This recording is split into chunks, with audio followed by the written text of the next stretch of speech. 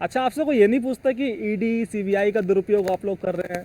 कोई नहीं कोई नहीं पूछता। पूछता, सिर्फ ये हवा में है, सोशल मीडिया नहीं पर है। नहीं, लोग खुश हैं। हाँ। लोग कहते हैं कि अब वो लोग कहते हैं कि बहुत अच्छा हुआ वो जेल चला गया, वो इसी लायक था, ऐसा ऐसा बोलते हैं। हम ये लाइन अपने से नहीं बोल रहे हैं, हम जब भी बोलेंगे थे बोलेंगे, था नहीं बोलेंगे। लेकिन वो दिल्ली की जनता के मन से गिर चुके हैं अरविंद केजरीवाल जी। आम आदमी पार्टी का जो शीर्ष नेतृत्व है ना, ये रोज झूठ बोलने के लिए आते हैं। ये काम नहीं हुआ तो ये दोषी है, ये काम नहीं हुआ तो वो दोषी है, ये तो मोदी जी दोषी हैं, यहाँ बोले एलजी दोषी है, यहाँ बोले मनोज तिवारी दोषी हैं। अरे भैया, इससे बढ़िया छोड़ के जाओ दिल्ली, इस्तीफा दो, दिल्ली चलाएंगे जो दिल्ली के चलाने वाले। आप केजरीवाल जी को बहुत सालों से जानते हैं, जेल में जाने के बावजूद वो इस्तीफा नहीं दे रहे हैं। आपको क्या लगता है कि किसी को पर उनको विश्वास नहीं है, या लगता है कि अगर किसी को उन्होंने अपनी कुर्सी दे दी तो दोबारा नहीं मिलेगी? उनकी मनस्थिति क्या हो रही होगी? वो अपनी पत्नी को बनाना चाहते हैं और पार्टियां वाले स्वीकार ही नहीं कर रहे हैं। झगड़ा ये है। लेकिन एक तरह से तो अघोषित सीएम वही लग रही है, जिस तरह से बयानबाजी करती है पार्टी को हाथ में ले रखा है उन्होंने। बिल्कुल अघोषित सीएम है वो।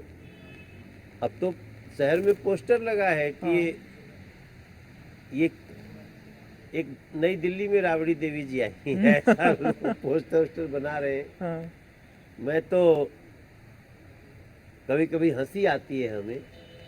तो अरविंद केजरीवाल जी, वो जो उनका शीश महल है ना, राजमहल, वो उसमें कुछ राज है, उसको छोड़ना नहीं चाहता है वो आदमी।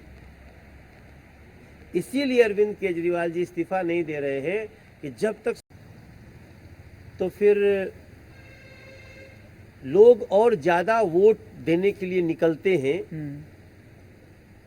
कि अब टुकड़े टुकड़े गैंग को हराने के लिए, उसको मुंहतोड़ जवाब देने के लिए थोड़ा वोटिंग और बढ़ जाती है। एक तरफ राम भक्त और दूसरी तरफ एंटी नेशन, तो इसका फायदा मिलेगा आपको?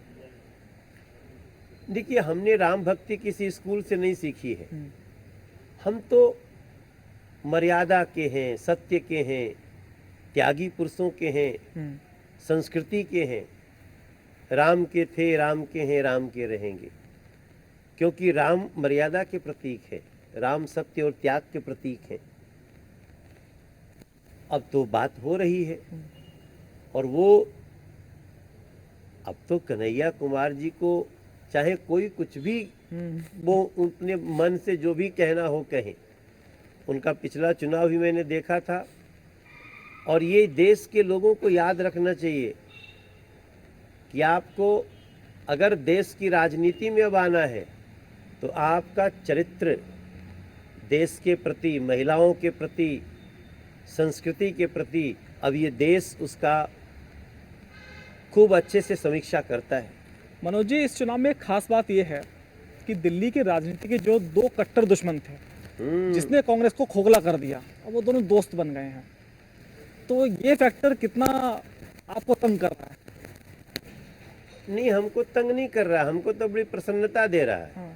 लेकिन जब दोनों का वोट बैंक आपस में मिलेगा ही नहीं, क्योंकि दिल्ली में अभी तक गठबंधन नहीं हुआ किसी का, पहली बार गठबंधन से आप युद्ध कर रहे हैं। भाई, ये तो गठबंधन मजबूरी का गठबंधन है। क्योंकि अरविंद केजरीवाल का भ्रष्टाचारी चेहरा उजागर हो गया। अरविंद केजरीवाल जी सोचते थे हम झूठ बोल करके और लोगों के जनादेश को ले लेंगे, और उसके बाद जनादेश आ गया, मतलब हमको लूटने की लाइसेंस मिल गए। तो दिल्ली की जनता ने थोड़ा दिन सोचा ये क्या हो रहा है, तो दिल्ली की जनता को लगता था नहीं, इसके साथ वाले लगता है बेईमान है, ये बड़ा अच्छा है, और इसमें निकल गए 8-9 साल आज के दिन में। और ये कहानी आज नहीं लिखी गई है, ये कहानी लिखी गई है आज से 2 साल पहले, जब शराब की दुकान स्कूल के सामने, मंदिर के सामने, मस्जिद के सामने, गिरजाघर गुरुद्वारे के सामने जब शराब की दुकानें खोलने की जिद पकड़ ली अरविंद केजरीवाल ने, तो दिल्ली की महिलाएं जो कभी धरना प्रदर्शन जानती नहीं थी, वो भी सड़कों पे आईं और हमने साथ दिया उनका, यस हम इसके खिलाफ हैं।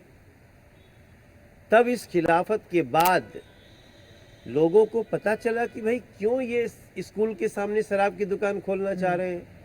इसलिए खोलना चाह रहे हैं क्योंकि अरविंद केजरीवाल बहुत मोटा पैसा ले चुके हैं शराब माफियाओं से। तो फिर तो गाना याद आता है ना कि कर्म किए जा फल की चिंता मत कर, वो इंसान जैसा कर्म करेगा वैसा फल देगा भगवान।